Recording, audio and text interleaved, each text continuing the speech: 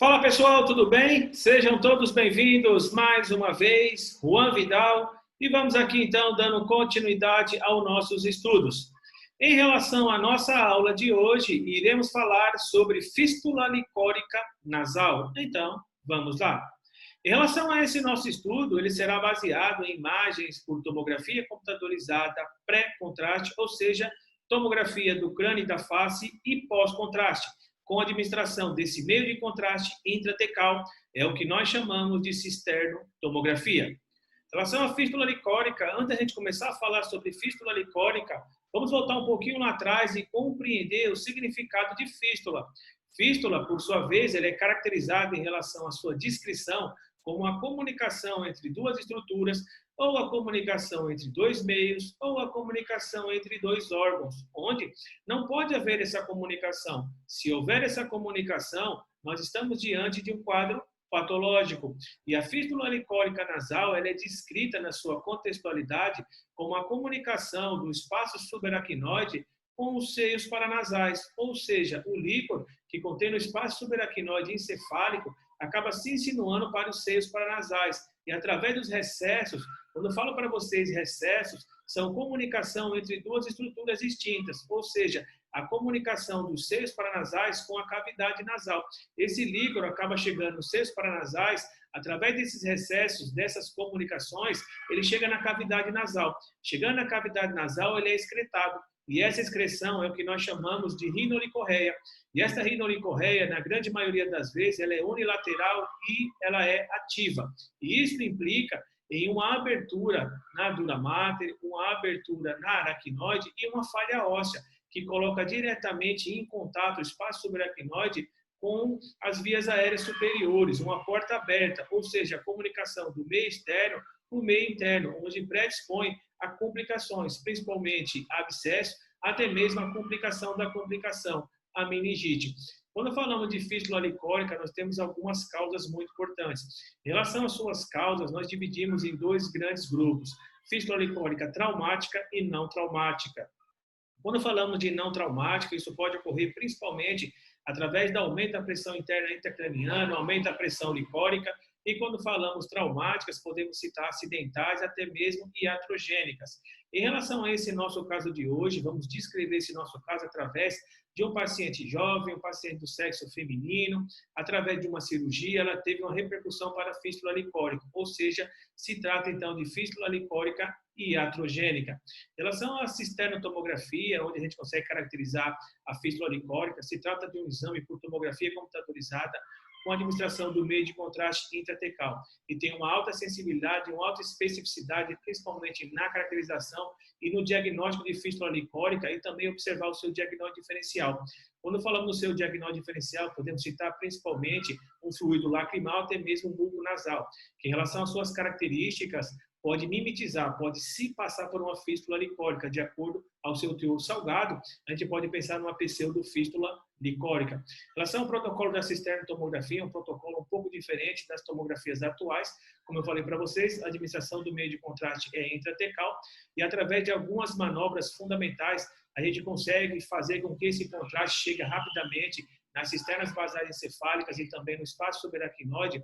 Assim, vamos conseguir fazer todo o nosso estudo morfuncional, anatopatológico e anatoradiológico, caracterizando assim, então, o trajeto fistuloso e cravando que se trata de fístula licórica. Em relação às suas manobras, é fundamental a gente compreender para que esse contraste chegue rapidamente lá em cima, na cavidade encefálica. Eu chamo a atenção para a gente fazer prece mão aumentana ou até mesmo a gente faz outra manobra chamada de Trendelenburg. Em relação à aquisição das imagens, também eu chamo a atenção em relação a manobras dinâmicas para a mudança de decúbito, ou seja, em decúbito ventral. Fazer esse paciente sempre em decúbito ventral para que a lei da gravidade nos ajude a mostrar o trajeto fistuloso, caracterizando assim, então, a fístula licórica. Em relação agora aos aspectos das imagens, vamos fazer uma avaliação. Temos aqui a primeira imagem, em relação a essa primeira imagem, temos uma reconstrução multiplanar coronal, sem administração do meio de contraste, então se trata de uma tomografia do crânio e da face. Através da setinha, a gente já consegue observar, então, uma pequena falha óssea, ou seja, uma fratura linear. Essa pequena falha óssea, essa fratura linear, está localizada no osso esfenoide. Abaixo você tem um conteúdo hipodenso. Esse conteúdo hipodenso está bem sugestivo, então, ao líquor que acabou se insinuando para dentro dessa região do seio esfenoidal. Isso porque o paciente já abre a clínica, ou seja, com sugestiva de fístula licórica, e na imagem pré-contraste você já consegue observar essa falha óssea, então você já começa a pensar, então, que se trata de líquor inundado da região do seio esfenoide. Após a administração do meio de contraste intratecal, após feita nossas manobras e aquisição das imagens, a gente consegue observar, então, a falha óssea bem direitinho aqui no osso esfenoide, e na cavidade, ou seja, no seio esfenoidal, a gente consegue observar, então, que o líquor ele já está um pouco pintadinho de branco. Observe que a olho nu, você vê que ele pintou um pouquinho de branco. Tiramos a densidade e observamos que teve um aumento bem significativo em relação à sua densidade, caracterizando, então, que o contraste realçado momentaneamente com o líquor, ele passou e chegou nessa região, ou seja, no seio esfenoidal. Chegando no seio esfenoidal, através dos excessos, ele vai chegar na cavidade nasal e vai ser excretado, chamado de rinolicorreia, caracterizando assim, então, a fístula licórica. Outras reconstruções são fundamentais para podermos observar e cravar que se trata de fístula licórica. Temos outras reconstruções também, MPR, reconstruções sagitais.